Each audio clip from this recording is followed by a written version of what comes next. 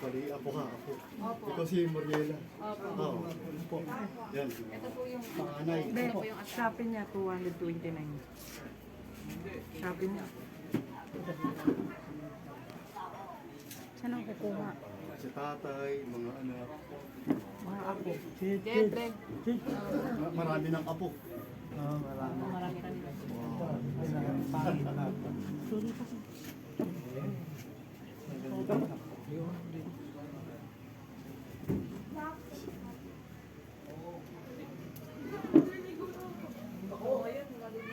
Kain mo na yan. Ayun na kayo. May mga upuan na. Pwede pasok yung upuan para may makaupo kayo. Okay lang? Oh, sige, sige.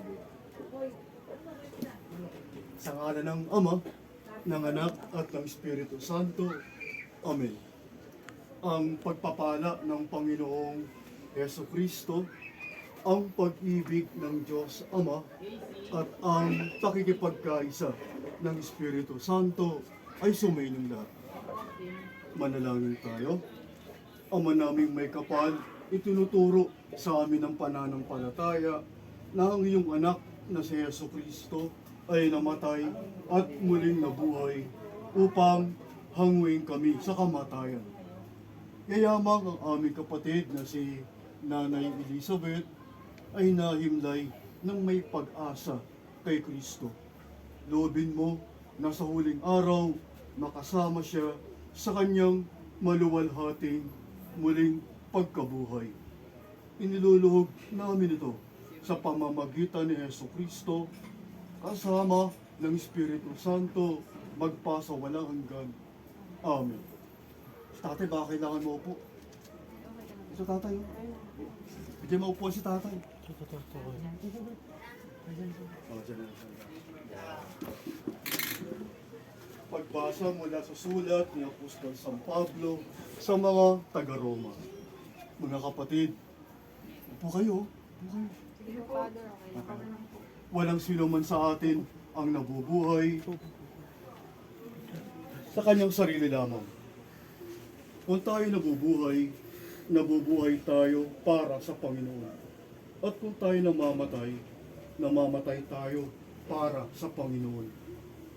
Kaya nga, sa mabuhay o sa mamatay, tayo'y sa Panginoon. Sapagkat si Kristo ay namatay at muling nabuhay upang maging Panginoon ng mga patay at mga buhay. Tayong lahat ay haharap sa hukuman ng Diyos.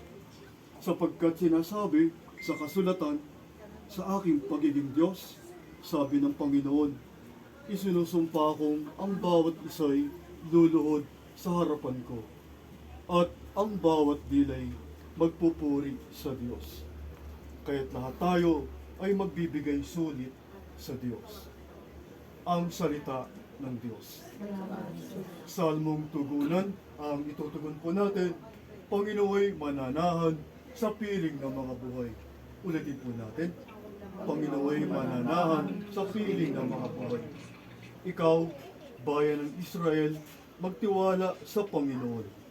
Siya ang iyong sanggalang laging handa na tumulong. Sa Panginoon ay magtiwala kayong may takot sa Kanya, pagkat siyang tutulong at sa inyo'y mag-aadya. Tugon po, Panginooy mananahan sa piling ng mga buhay. Ang Diyos ay magpapala, hindi tayo lilimutin. Pagpapalay matamo nitong bayan ng Israel. Sa lahat ng mayroong takot, Diyos din ang magpapala. Kung magpalay, pantay-pantay, maliit man o dakila. Tugon po, Panginooy mananahan sa piling ng mga buhay. Ako'y kanyang iniligtas sa kuko ng kamatayan. Tinubos sa pagkatalo at luha ko'y pinahiran. Sa harap ng Panginoon, doon ako mananahan sa daigdig nitong buhay. Tugon po, Panginooy mananahan sa piling ng mga buhay. Laging buhay ang pag-asa, patuloy ang pananalig. Bagamat ang aking sabi, ako'y ganap ng nalupig. Bagamat ako'y takot, nasasabi ko kung minsan, Wala kahit isang tao na dapat pagtiwalaan. Tugon po, Panginoon ay mananahan sa piling ng mga buhay. Masakit ang kalooban ng mahabaging ama kung may papanaw. Kahit ito'y iisa, labis siyang magdaramdam. Panginoon, naririto akong inyong abang lingkod.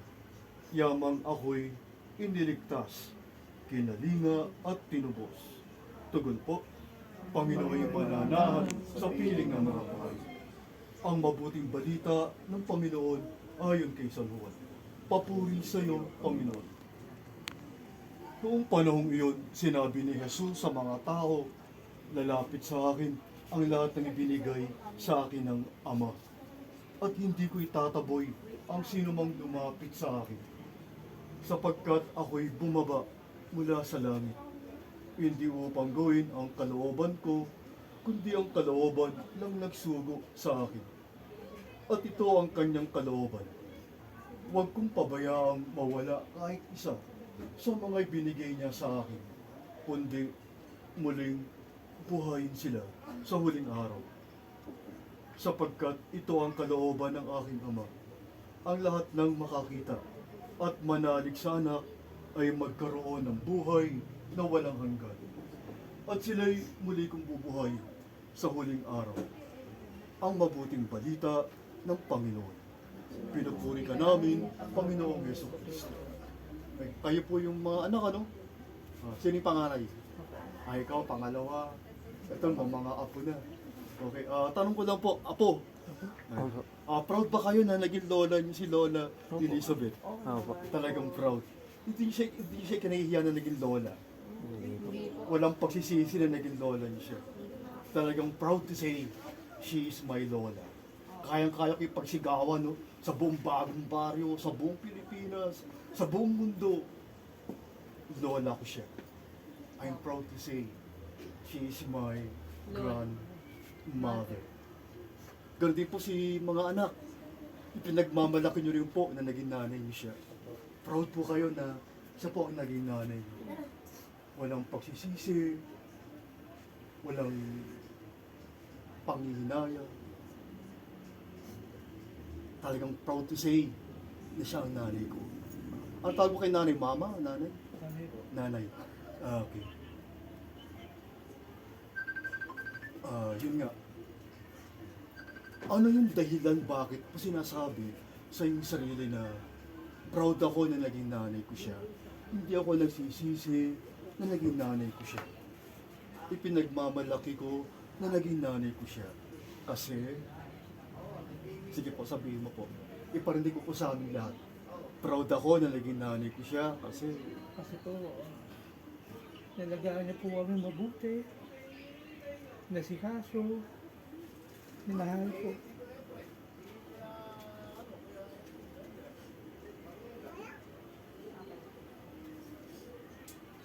ano yung mga panghihinayang mo na hindi mo nagawa na nabubuhay pa si nanay? Hindi ko Na po, sana ginawa mo. hindi ko po napapakita yung gaya ng yayakap po. Nasasabihin siya ng I love you po. Pero po yung isang kapatid ko, mulambing po kami.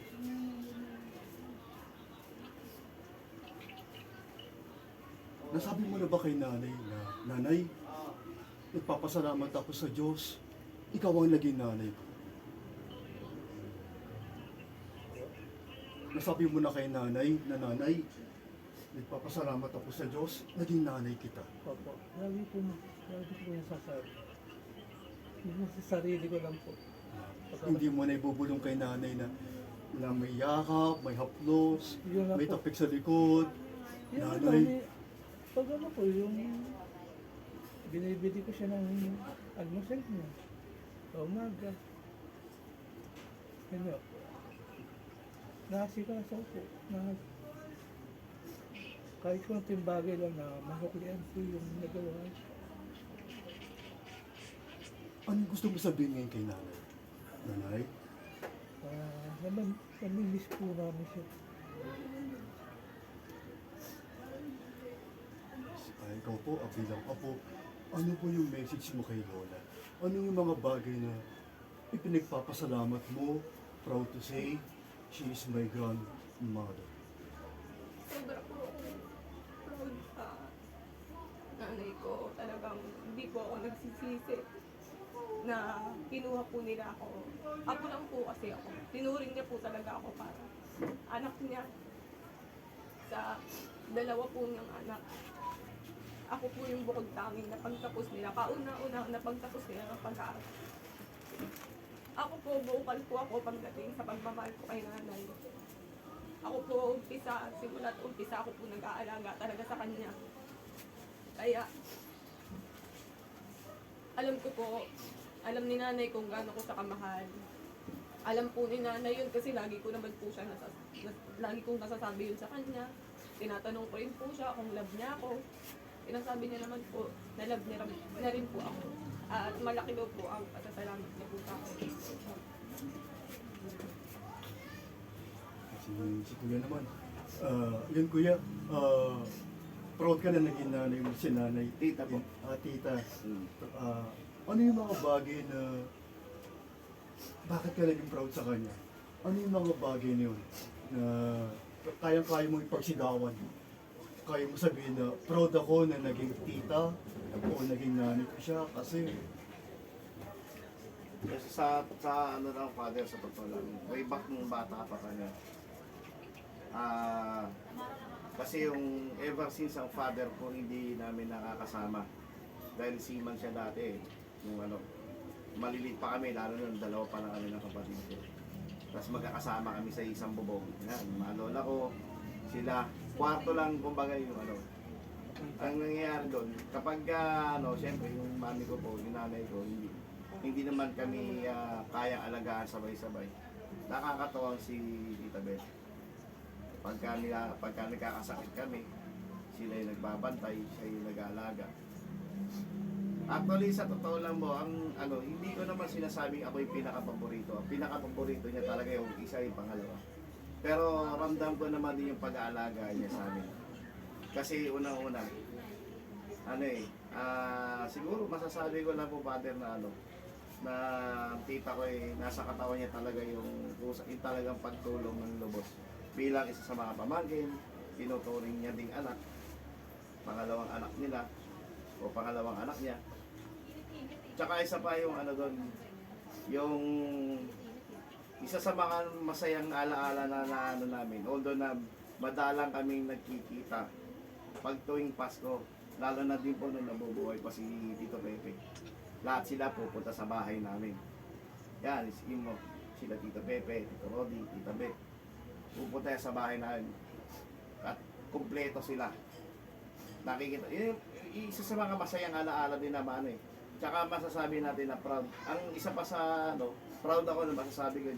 Isa pa, although na dumating na sa point na may iniinda ng sakit si Tita Beth, hindi niya pinapakita eh. Kaya nakakalungkot at isa pa ay nakakabigla. Na isang iglap nawala bigla. So masasabi ko lang po doon. Basta natatanda ko lang po yan. Proud ako kasi una-una, hindi ko makakalimutan yung pag-aaral ang ginawa niya sa amin nung bata kami. siguro ang message na sabi mo tita, salamat sa Tita, sa kaman ngayon, maraming salamat sa ginawa mo pag-aruga sa amin. Hindi man ako naging paborito mong pamangkin, pero proud ako kasi hindi mo kami pinabayaan nung maliit pa kami. Isa ka sa mga nagbabantay sa amin, nag-aalaga sa amin, nag-aasikaso sa amin.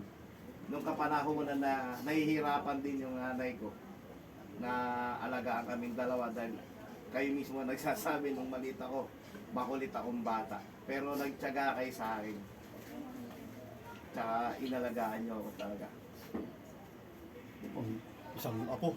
Meron po meron ko po yung Ay, sige po. isa sa mga anak Sige niya po. po. Sige po. Ma'am, pwede po kayo magbigay ng message kay Sa nanay niya po, kay nanay Elizabeth. Ang nanay ko po, hindi ako nagsisisi na siya ang naging nanay ko kasi kahit siguro ipanganak ko ako ulit, siya ang pipiliin ko kasi pinaramdam niya sa amin yung kahit hindi kami mayaman, na ibibigay nila ng tatay ko yung kaya nilang ibigay na lumaki kami ng magkapatid na masaya, na nakakaramdam ng punong-puno ng pagmamahal.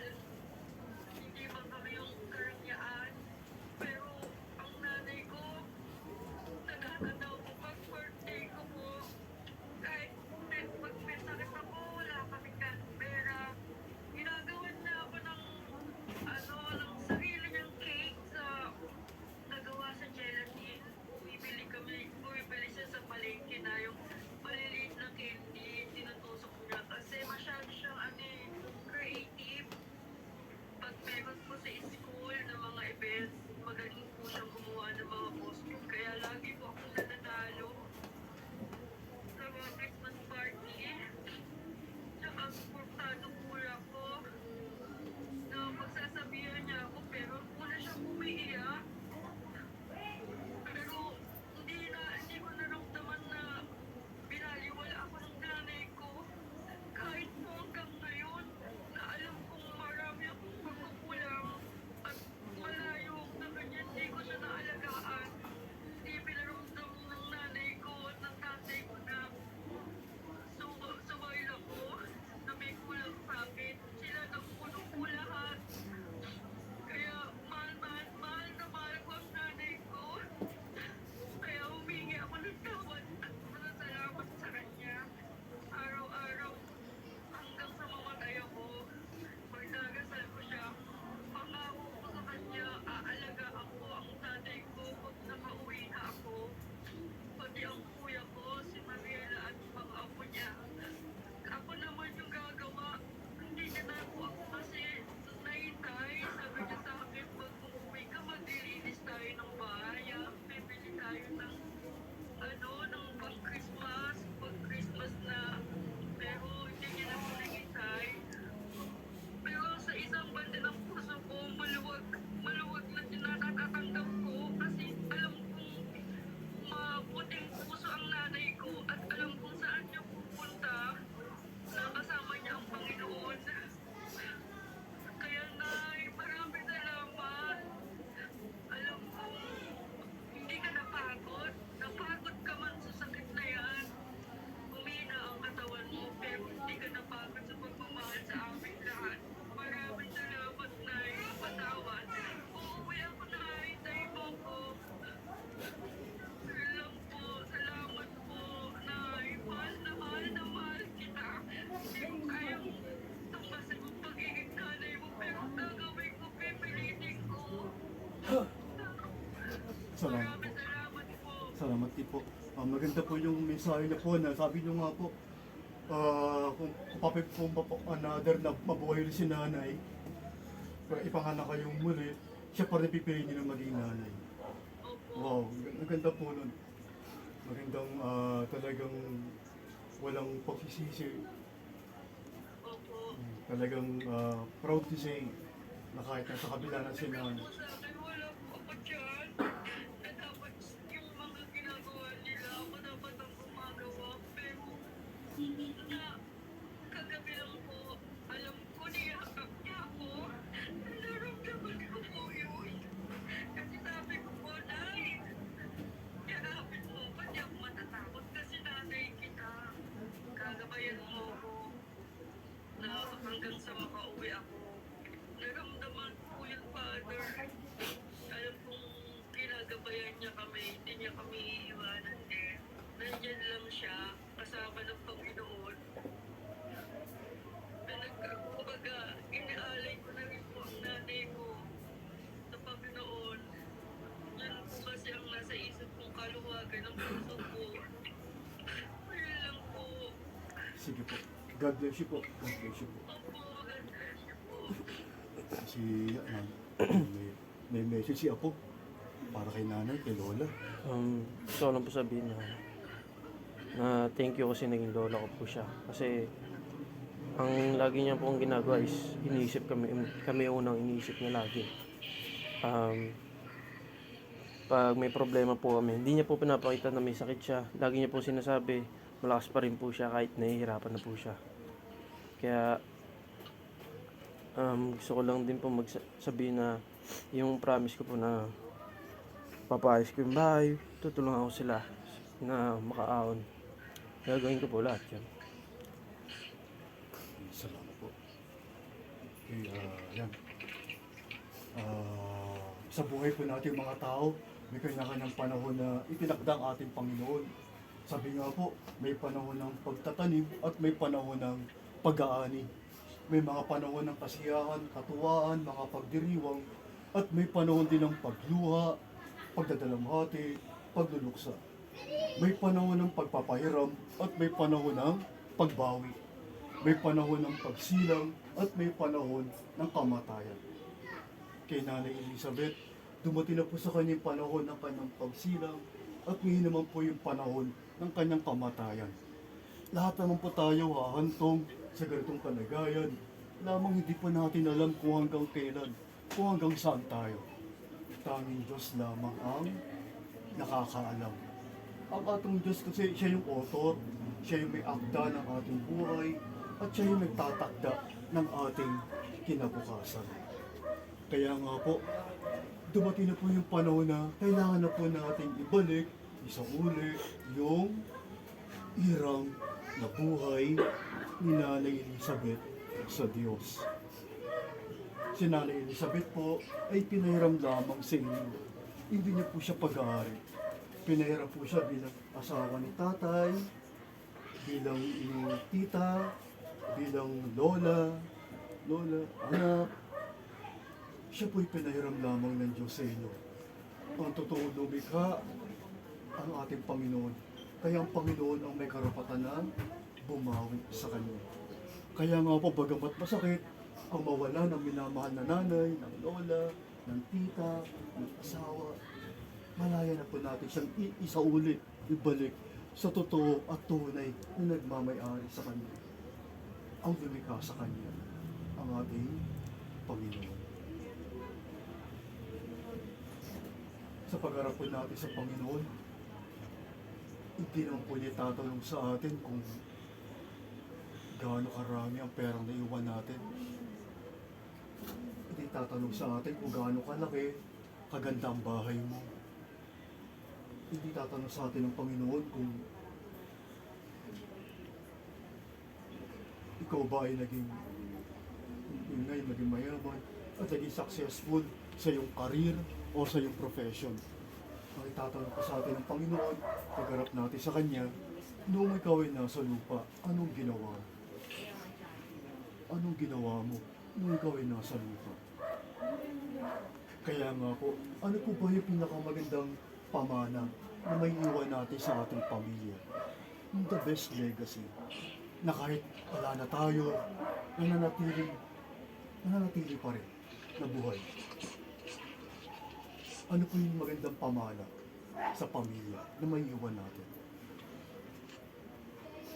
Maganda po na may pamana natin sa ating pamilya yung pagmamahal. Pagmamahalan sa pamilya. Kasi nga po, marami tayong kilala, di ba? Mga nagpapamana, partikular sa mga mayayaman.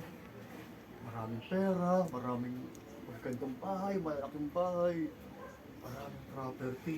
Pero yung mga pamana na yun, pinag-aawayan ng pamilya na magkakapatid. At meron nga dyan, hindi rin nila pinag-aawayan, pinagpapatayan pa nila. Kasi wala yung pagmamahal. Kasi kung may pagmamahal ka, nakahanda ka ng magparaya, magsakripisyo, kalimutan mo rin para sa sarili mo. Maganda may pamana, kaya maganda pong may pamana po natin yung pagmamahal sa pamilya. Pagmamahalan. Pangalawa, maganda po may pamana natin sa ating pamilya yung pananampalataya sa Diyos. Kasi nga po, kahit dumating yung mga bagyo ng mga problema, bagyo ng mga pagsubok, kahirapan, kung meron tayong pananampalataya sa Diyos, mananatili tayo nakatindig. Kasi meron tayong pinahawakan na pangako ng Diyos na hindi niya tayo iiwan, hindi niya tayo pababayaan. Yun po kasi yung pananampalataya. Nakakapit tayo sa Panginoon.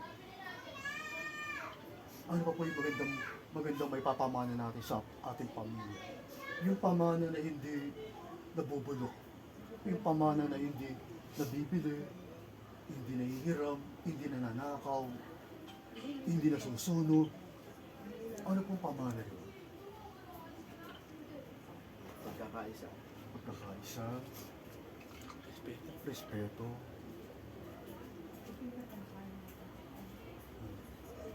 Tama, maganda po yun na pamana. Pero mas maganda po may pamana po natin yung ating pagkatao. Yung pagkatao natin na may dignidad, yung may dangal. Kagaya po ni nanay, bagamat hindi siya perpektong tao, hindi siya perpektong nanay, hindi siya perpektong asawa, pero sinikap niya na maging mabuti. Maging mabuting ina, maging mabuting asawa, maging mabuting tagapag-alaga sa pamilya. Nagmamalasakit, nagsasakripisyo, nag-aalay ng sarili. Yung kinakalimutan ng sarili kahit maraming nararamdaman sa katawan. Kahit marami ng sakit, panghirap at sakit. Pero tinitiis, ayaw ipakita, ayaw ipadamba na siya ay naghihirap, nasasaktan. Yun po yung the best pamana. Nakandang kalimutan ng sarili. Kung kahit wala na si nanay, sabi nga, ililibing si nanay, ililibing sa lupa, ibabaon sa lupa. Pero yung kanyang dignidad, yung kanyang dangal, hindi may babaon sa lupa, hindi may lilibing sa lupa. Saan siya may lilibing? Saan siya may babaon? Sa puso. Sa puso siya may babaon. Sa puso siya may lilibing. Hindi siya makakalimutan. Baga yung mga good memories si nanay, nandyan. Nasa yung isipan, nakatatak sa isipan, nakabaon sa puso. Kaya yun po yung magandang may pamana natin. Sana po yung sinikap ni Nanay Elizabeth na pamana ay maging pamana nyo rin po sa inyong mga magiging anak. Sa masusunod pa mga generation ng inyong pamilya. Sikapin po natin na may pamana yung ating pagkatao na may dignidad, may dangal, kagaya po ni Nanay Elizabeth. Mga kapatid, halina't manalangin sa Diyos amang makapangyarihan. Binuhay ng muli ang anak ng si Kristo upang maging pagkabuhay ng lahat ng tao. Ang itutugon po natin amang makapangyarihan, kami yung kawan. Ulitin po natin. Amang makapangyarihan, kami yung kawan. Nung binyagan ng aming kapatid na si Nanay Elizabeth, sa kanya'y pinunda ang binhi ng buhay na walang hanggan. Naway umani ito ng pagkabuhay sa piling ng mga banal sa kalangitan. Idalangin natin siya sa pumay kapal. Tugon po, ang mga makapangyarihan, kami yung kawan. Ang lahat ng namatay na umaasang muling mabubuhay ay malugod daw ang tanggapin ng Diyos sa piling niya sa kalangitan. Idalangin natin sila sa pumay kapal. Tugon po, ang mga makapangyarihan, kami yung kawan. Ang lahat ng ating mga kapatid na naririto, ang mga nagdadalamhati at nalulumbay, at ang lahat na sa kanila'y nagiguramay ay magkasama-sama nawa sa langit na tahanan. Idalangin natin sila sa pumay kapal. Tugon po, ang mga makapangyarihan, Panginoong kawan. Naway gantimpala ng Panginoon ang ating mga yumawang kapatid, kamag-anak, at pinagkakautangan ng Diyos. Idalangin natin sila sa pumay kapal. Tugon po, ang mga makapangyarihan, kami yung kawan. Ama namin mapagkalinga, ipagkaloob mo sa lahat na nakikipagkaisa kay Kristo ang muling pagkabuhay sa piling mo. Sama ng iyong anak at ng Espiritu Santo, magpasa walang hanggan. Sa tagubilin ng mga nakagagaling na utos at turo ni Jesus, na Panginoon natin at Diyos, ipahayag natin ng lakas mo. Awitin po natin ang Ama namin. Ama namin, sumasalangit ka, sambahin ang ngalan mo. mapasa amin ang kaharian mo, sundin ang loob mo. Dito sa lupa para sa langit, bigyan mo po kami ngayon ng aming kakain sa araw-araw at patawarin mo kami sa aming mga sala para ng pagpapatawad namin sa mga sala sa amin. At huwag mo kami pahintulot sa tukso, at iadya mo kami sa lahat ng masama. Aba, Ginoong Maria, napupuno ka ng grasya, ang Panginoong Diyos ay sumasayo. Bukod kang pinagpala sa babaeng lahat, at pinagpala naman ang iyong anak na si Jesus. Santa Maria, nanalangin mo akong mga kasalanan. Hingan mo kami mamamatay. Amen. Kaya ba nilibing yung nanay? Sa ngayon po, Wala kang schedule. Sige. Mga kapatid, bago po natin ihatid sa huling hantungan si Nanay Elizabeth, pagkukulang po natin siya ng huling pamamaalam, ipahayag natin ang ating pagmamahal sa Kanya, tagapin natin ang maluwag sa kalooban, ang Kanyang pagpanaw, at umasa tayong magkikitang muli sa piling ni Jesus. Doon ay wala ng dusa, kalungkutan at kamatayan, kundi ang mamayan ay lubos na ligaya at buhay na walang hanggan. Sa katahimikan, ipikit natin ang ating mga mata, iyukon natin ang ating ulo, at kung naman po yung mga bagay na gusto pa po natin ibulong kay nanay, bulungan po natin siya. Bulungan po natin siya ng pasalamat, pagmamahal. Kagaya po na sinabi kanina ni ate, bibigyan pa siya ng pagkakataon uli na ipanganak, ang pipiliin pa rin ng nanay, si Nanay Elizabeth. Kumbaga talaga si nanay, the best nanay. Pagpasalamat po natin sa Diyos na siya ang naging nanay nyo, naging lola nyo. Salamat sa sakripisyo, sa malasakit, kung kinakalimutan ng sarili. Sinasabi nga, ang mga nanay, isusubo na lang niya, ibibigay sa anak, ibibigay sa apo. Kinakalimutan ng sarili. Dahil handang magmalasakit, handang magsakripisyo, handang mag-alay ng sarili. At magawa din natin na makahingi ng sorry kay nanay. Ano naman po yung nagawa natin na alam natin na medyo sakit sa kanyang kalooban. Say sorry kay nanay. At magawa din natin na magawad ang patawad kay nanay. Si nanay, may kahinaan din, nagkakamali. Hindi rin siya perfecto, nagkakasala rin siya. Magawa din natin na magpatawad kay nanay.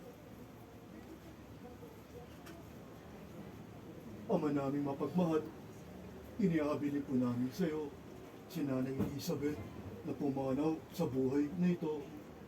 Huwag mo po siyang pababayaan at pamalagihin mo siyang buhay sa iyong piling.